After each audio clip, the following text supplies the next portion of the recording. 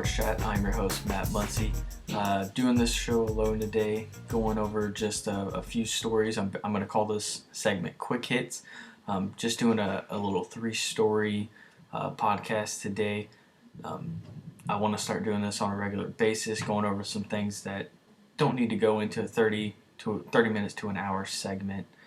So the first one I'm going to hit on is the Carmelo Anthony trade saga.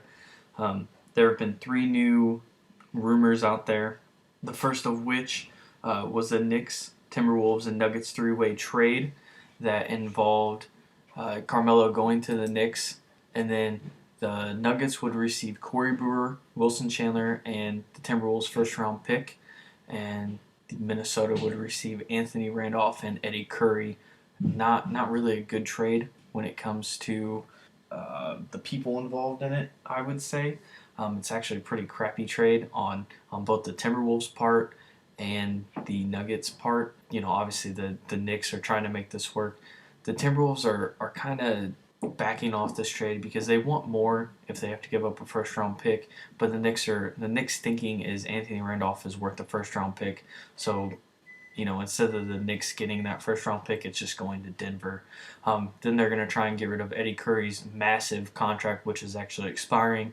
So that would free up the Timberwolves with some cap space for this year. But it just doesn't help them now. And obviously for the Nuggets, Corey Brewer, Wilson Chandler, not really what you would expect for a Carmelo Anthony. And then a first-round pick, that's just not going to do it. You can get a lot more out of Carmelo, and they would have got a lot more from the Nets if the Nets hadn't folded that deal due to the fact that Carmelo Anthony did not want to play for them. So then you have the next thing of the Lakers possibly getting into trade talks, either sending Andrew Bynum just for a straight-up deal for Carmelo, or also packaging him with other players and maybe a draft pick or two. This one just seems a little ludicrous.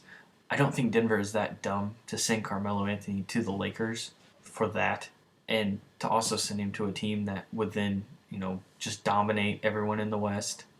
They would be the favorite to win that championship after that, and that would also give Carmelo the chance to just destroy the Nuggets 4 times a year, basically as retribution for not surrounding him with a good enough team to get to that NBA Finals that he desperately wants to get to. And then on top of that, you know, Andrew Bynum for Carmelo Anthony, not a good deal.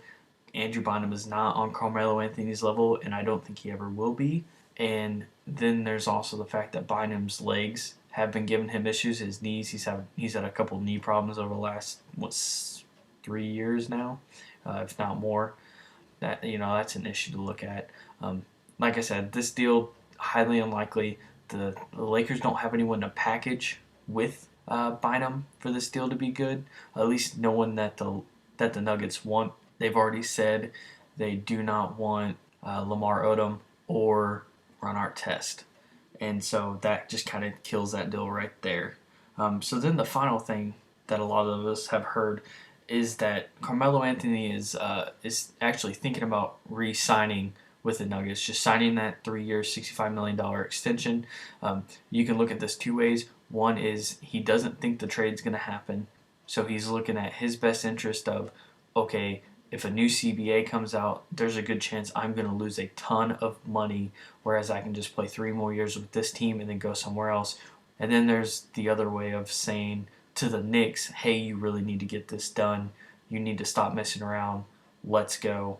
And I think that is obviously one way, probably the best way to look at it, is this is a way for him to say, I want this done. The Knicks need to stop, messing around. Let's put a real deal together and let's go.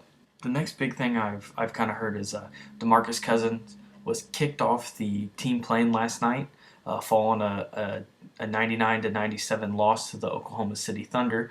Apparently, him and teammate Dante Green were involved in an altercation in the locker room after the game over the fact that Dante Green was taking the ball out for the final possession of the game.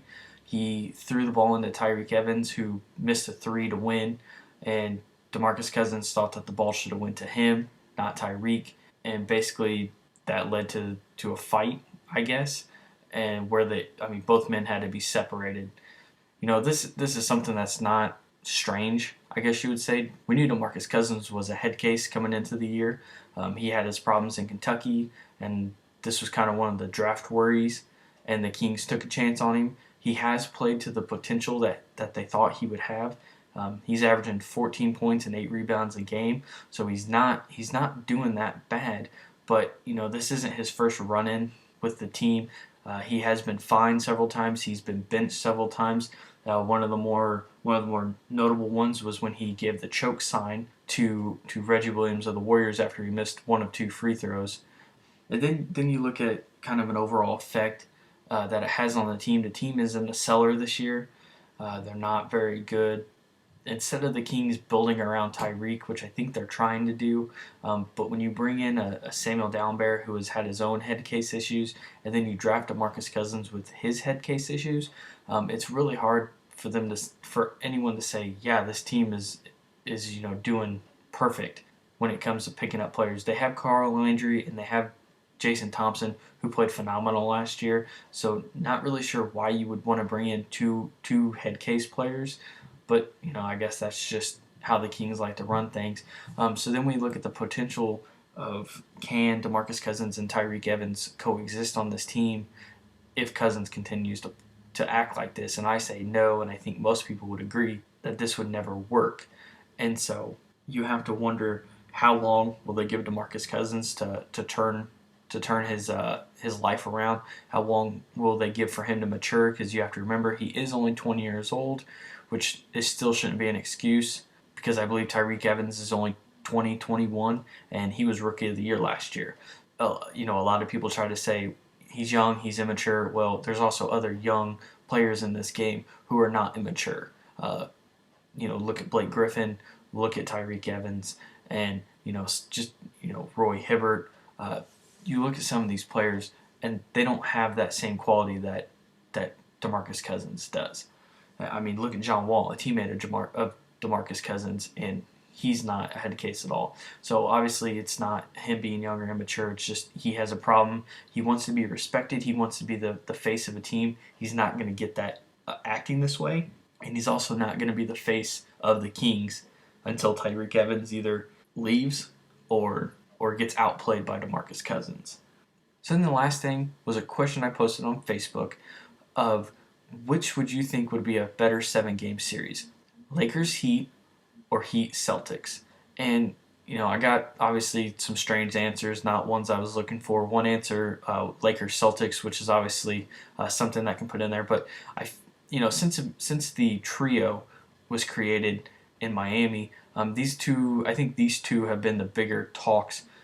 With the Celtics having their own big three, and then with the Lakers, just because the Lakers are back-to-back defending champions. All the talks surrounded the Heat were probably going to make it to the finals and face the Lakers, and obviously they would have to go through the Celtics in the Eastern Conference Finals to get there. The Heat and Celtics have played 3 times, and the Heat have lost all 3. First time was 88-80, second time was 112-107, and the third time was 85-82, which just happened today. So, they're closing in, you could say, to beating the Celtics. They just can't get over that hump. And then when it comes to the Lakers, they've beat the Lakers 96-80 at Staples Center, and the second game isn't until March 10th. So first we would look at the Celtics series that they've had, and the Celtics are showing that, yes, they may be older, but they are better prepared. They're playing as a team. They're not just relying on the big three. You have Rajon Rondo. They picked up Jermaine O'Neal and Shaquille O'Neal in the offseason to go along with Kendrick Perkins down low. So they've boosted their front court. Not with superior athletic people, but with all around players. And they still have the Nate Robinsons and players like that who will help create depth, which is something the Heat lack. The Heat, they have James, Wade, and Bosh, and that is it. Mike Miller comes up off the bench, and he does what he normally does. On some nights, he isn't quite there after coming off that injury. They lose Udonis Haslem, who was probably their best rebounder and a big part of their front court. Zydrunas Ilgauskas really not what he was with the Cavs, and then your point guard situation of Mario Chalmers and Carlos Arroyo not really doesn't even come close to equaling one Rajon Rondo. So I feel like that one would be a good game or at least a good 7-game series, because you would see what the Heat want to be. The Heat want to be just like the Celtics, and the fact that they want that unity. They want to be able to play as one instead of 3 individual players, and that's something that they have to work on. The very last game against this in their 4-game series this year is on April 10th, which is just a couple days before the playoffs start. So by then, it gives us 2 months. We'll see if the Heat have come together or even closer, and I think a victory would show that. But for me, I think this would be the most interesting of the two. Whereas if you look at the Lakers are kind of built just like the Heat in the fact that they have their big 3, which I would consider Kobe Bryant, Paul Gasol, and Andrew Bynum. And then after that, they have Lamar Odom and Ron Artest, who are better than any of the bench guys or other 2 starters that the Heat have. But then, the Lakers bench is just kind of a bunch of mystic guys who get in there and they play respectably and they make things happen, and that's why they're back-to-back defending champions. And so, yes, they have that unity as well, but I feel like they're on the same level as the Heat when it comes to just not really being everywhere. But they've had their problems with Bynum's knees this year. Kobe Bryant, he's back to being I wouldn't say the old Kobe Bryant of me first, but there's times where you see that Ron Artest is not playing like Ron Artest. Lamar Odom has given them a lot off the bench, and when he has stepped in to play for Andrew Bynum this year, he's actually become a bigger part of that team. But to me, I just feel like that series, it would be a good final series, but I could see that one being a sweep or a 5-game series. I don't see that one going 7 games like I would the Celtics Heat matchup. Again, like I said, everyone's had their opinions. And I know some people out there would also want to throw in the Spurs, who are playing phenomenal this year, and possibly the Orlando Magic. But like I said, these were just two of the series that at the beginning of the year were brought up and a lot of people spoke about. So, that's all I got today. I just wanted to try this out, get this one up, and see how well people take it. Obviously, you can leave comments on the YouTube page if anyone wants to throw in how they feel about any of the stories, especially the last one. If you want to throw in who you think might be a better 7-game series, or if you just want to throw in your opinion on which one of those two would be a 7-game series, go ahead. Look for our NBA All-Star Game roster talk sometime this week. We wanted to wait till the week of to really get it out there to make sure no one else is getting hurt and getting replaced. And so we'll have that up later this week, hopefully, and then obviously next week we'll have the NBA All-Star Recap, which takes place this weekend. So thanks for listening to this, and hopefully you guys will keep coming back.